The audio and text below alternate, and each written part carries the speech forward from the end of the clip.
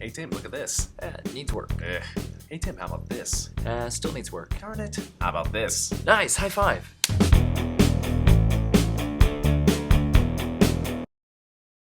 Hi there, everybody. How's it going? My name's Tim, And my name's Michael. and you're watching TMI. That's the Tim and Michael Information Show. And I forgot how much I have to wait for the delay when you're not in the room with me. I'm just like, what is happening? Oh, he's waiting for the delay. We're starting this off because it's been a while since we got back together. And let's have a quick chat between you and me, whatever quick is for you and me, about quarantine facial hair. Sure. Quarantine hair. You look fantastic. Thank you. I've been getting that a lot. Not from the ladies so far, but granted, ladies these days. So, but you were talking a little bit before we started recording. You said this didn't happen intentionally, or? yeah, it really didn't. A lot of this just came from truthfully being lazy. I mean, when you don't go into the office and you go multiple months without Zoom calls, you just kind of forget to shave. And pretty soon I realized, I think I was actually about to go on to a Zoom call for work and realized, oh, wait, I don't have to shave this because it's grown in enough to look professional. So I trimmed up the sides and the cheeks, and I've just been rocking it ever since. So Is any of that a layover from Disney days? a little bit. And truthfully, the environment I work in now is still very professional. So I probably would not be able to just let that 5 o'clock shadow hang around on there for a few weeks until it actually fully grows in. I do not grow this in very quickly, as you can imagine. It was more laid back, so I probably, if I wanted to, grow this out for a few weeks, I probably could have, but it wasn't that important to me, so I didn't think to ask. Me either, because from knots, and get this, usually my look is dictated by the character that I'm playing, Okay. Like some characters, I'll try to do something a little different. I actually got that inspiration from Samuel L. Jackson. Every time I see him in a film, there's actually little differences that they'll do in the hair and makeup department with him to sort of just make him look different, And so I said, well, what little things with what little I have can I actually do to change a character, whether it's a sideburns or lack of a mustache? But because I didn't have work last year, I was growing it up and growing this out. And usually I cut it during our summer event when I played the doctor.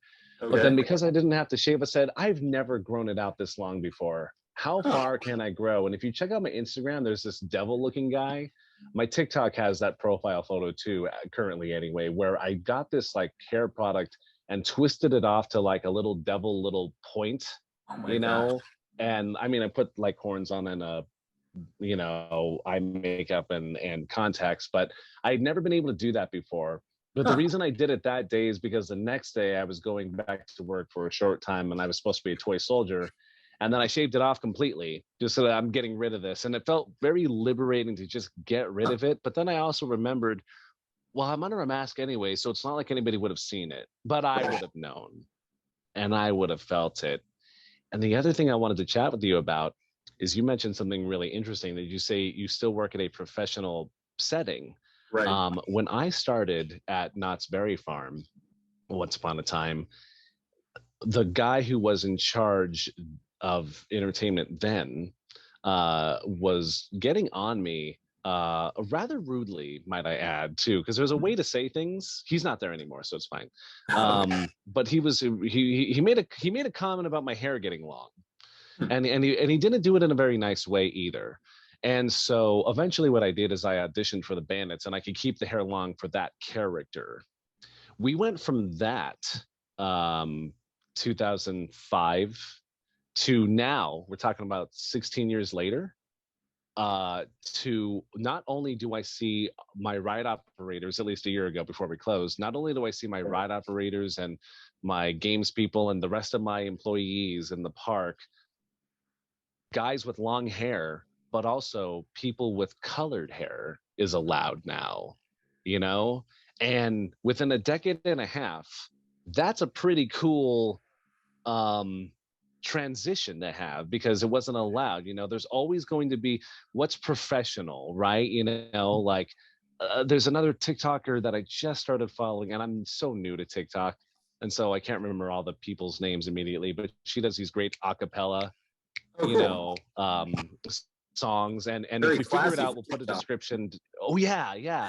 We'll put a description to her thing in the link below. Okay. But she did this great little song the other day, you know, about I can, you know, serve your drinks if my hair is pink, you know. It doesn't matter how I look, you know. It shouldn't matter. It still matters in some places, but it shouldn't. And I just think that that's an interesting evolution, because didn't Disney finally allow beards like when you were working there? They did. When I started, you could only have a mustache.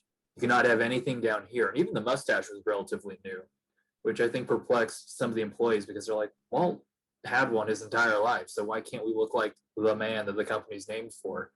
And then back in, I think 2010 or so, maybe it was a little later, they allowed everything, you know, down here. So you could have what I have here, just sort of the goatee under the chin. You could do all the way up the jawline and do a full-on beard. And there were a couple, I guess it was really just the two. And of course, it all had to be complemented by the mustache. But the stipulation was you could not be in the process of growing it out at work. You had to basically take 2 weeks off or however long it took you to get there, to get to the full length, and grow it out while you were gone, and then come back with a fully grown in beard. And if you came back and you were halfway, we sent you to go shave. So That is wild, man. yeah, you think so? Knots wasn't like that. No, I remember hearing about the 2 week thing at Disney, but like this, you see this, when it's probably not even registering on camera. This took way I more can than see 2 it. weeks, you know? Yeah, Like it barely got this long after not cutting it for 8 months, you know? And I still don't grow anything in here. So I just genetically have not been able to grow anything within those patches. And people think I'm growing a goatee. No, that's just how my hair grows. So by this standards, even if I was gone for a month and I was working at Disney, this wouldn't pass, would it? right. And I just gave up on facial hair entirely because I would have those periods where I'd go on vacation for a week and I'd, again, get lazy and not shave. And over the course of the week, it would start to grow in to the point where I'm like, oh, maybe I could actually grow this, but it didn't look full. It was very just, you know, patchy and sparse. And by the time it was time to go back, it still wasn't close to being ready. And the frustrating thing was it would only grow in down here. This is the first time in my life I've ever had anything on my upper lip. And I'm surprised I even have this. Because in high school, I barely shaved. I had 2 inches coming off the chin and about a 1/4 inch up here. And that was from weeks of not shaving. So this is surprising, but it's a welcome surprise. And that's the main reason I'm actually keeping this, because this is a lifelong accomplishment right here. Well, your mother and I are very proud of you. Oh, she's extremely proud. She loves it. No, and I was just about to say too, like, not only would this not pass, at least at Disney circa whatever year, but I also know this wouldn't pass either. Right. You know, which is such a shame, you know. And if I'm gonna end on any note, it's I really hope we get past a point of expecting people to look a certain way. I understand it's one thing that you want to look kept because there are certain things like smell that offend other people. Right. You know, there are certain ways that you cannot take care of yourself, and it shows. You know, like when you don't do anything to keep yourself clean, or when you're trying to do something that is outright meant to offend another person. If that is your intent, you know, I'm gonna look a certain way because I know it upsets you. Even then, I don't know why somebody would be upset by the way someone looks. Anyways, my whole point is I don't think it's fair, you know, that we're still in these modes of, oh, you look different, and I'm not okay with different, and so we want to make sure that you look a certain way. You know, that's a very fine line because where do you draw that line? Who sets that standard other than it's in a employee handbook? And you sign the handbook and it's in there in article 5 19 or whatever it is, you know. Right. I don't know what the right or wrong answer is, but I think I'm happy when I see progressiveness happen, like people with colored hair at work, because that didn't happen when I first started in the industry, but now, hey, who cares? Sure. I think part of it with Disney is honestly the fact that they literally take that job that you're working in the park as a almost theatrical role. I mean, they take that term cast member fairly seriously. And whether or not pink hair is culturally acceptable, you wouldn't see pink hair in the Wild Wild West. So you better not be working Big Thunder Mountain and have pink hair. And having had conversations in the Star Tours world where we were literally debating on whether or not it was acceptable. We were debating with the company whether or not it was acceptable to use the term "May the Force be with you," because the new version of the ride took place in the post prequel world where the Jedi were fallen and no longer, culturally in. So knowing that they look at every little detail of that role does not surprise me. That they're like, yeah, you got to have that clean cut, classic conservative appearance. So we just have this nice, neutral canvas to throw all these different roles on. I get that. I see that. And one of our directors, Rebecca Lumiansky, was doing a little workshop with us with the Bandits, and we were talking about historically accurate, and she said, and I've used this ever since, I'm historically accurate with Theme Park Rising. And kind of like a horoscope. I'm a Scorpio, but my rising sign is a Leo. So I like historically accurate with Theme Park Rising, because obviously historically accurate, but there's got to be some leniency, sort of like look at what the Old West looks like in cinema versus the 1950s to the 70s to even the 90s and 2000s. Right.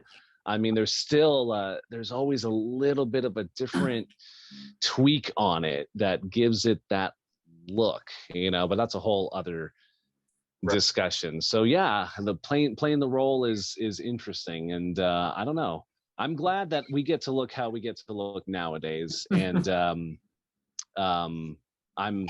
don't know what's going to happen tomorrow, but more for people looking however they want to look. I say, as long as you're not offending anybody, Sure, there you have it. Absolutely. Cool.